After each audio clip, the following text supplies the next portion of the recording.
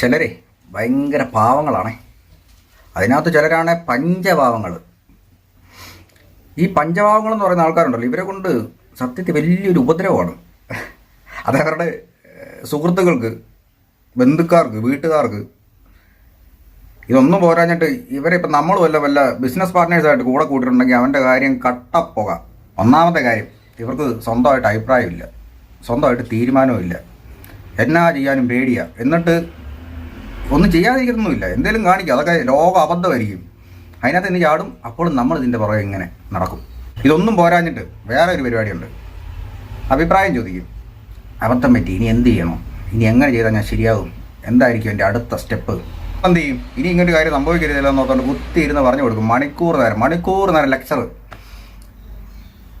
അത്രയും സമയം പോകും, എനർജി വേസ്റ്റ് ആവും, തലയ്ക്ക് വട്ടും പിടിക്കും. എന്നിട്ട് ഏറ്റവും ലാസ്റ്റ് ഇതുവഴി കേട്ടിട്ട് ഇതുവഴി വിടും. പിറ്റേ ദിവസം രാവിലെ എഴുന്നേറ്റ് ബ്ലങ്ക് ചെയ്യാന്ന് പറഞ്ഞ് ഇങ്ങനെ ഇരിക്കും. തലേദിവസം പറഞ്ഞ ഒന്നുമില്ല, അതെല്ലാം പോയി. ഇനി പുതിയ കാര്യം. ഇനി എങ്ങാനും എന്തേലും കാണിച്ചിട്ട് നമ്മൾ വല്ല വഴക്കും പറഞ്ഞു പോയാൽ ഇങ്ങനെ ഇരിക്കും.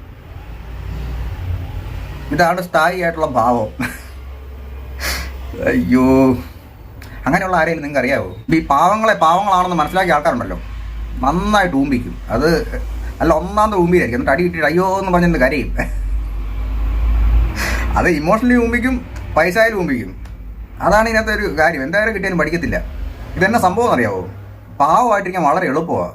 അതേസമയം ആക്റ്റീവായിട്ട് ബ്രില്യൻ്റായിട്ട് അതിനെന്താ പറയുന്നത്, കഴകത്ത് ഉള്ള പോലെയൊക്കെ ഇരിക്കാൻ, അങ്ങനെയായി മാറാൻ ഇച്ചിരി പാടാണ്. അതിനേക്കാൾ നല്ലത് പാവമായിട്ടിരിക്കുന്നതാണ്. ആണെങ്കിലേ കൂടെയുള്ള ആൾക്കാർക്ക് ആയിരിക്കും ഏറ്റവും കൂടുതൽ എഫേർട്ട്. അവരെപ്പോഴും പുറകെ നടന്ന് പറഞ്ഞു കൊടുക്കണം, എപ്പോഴും ഇമോഷണൽ ഹെൽപ്പ് ചെയ്യണം, എപ്പോഴും ഹെൽപ്പ് ചെയ്തുകൊണ്ടേയിരിക്കും. ഇവരിങ്ങനെ ആശ്രയിച്ചല്ലാതെ ഒരു കാര്യത്തിലും ആശ്രയിച്ചല്ലാതെ മുമ്പോട്ട് പോകാൻ പറ്റത്തേയില്ല.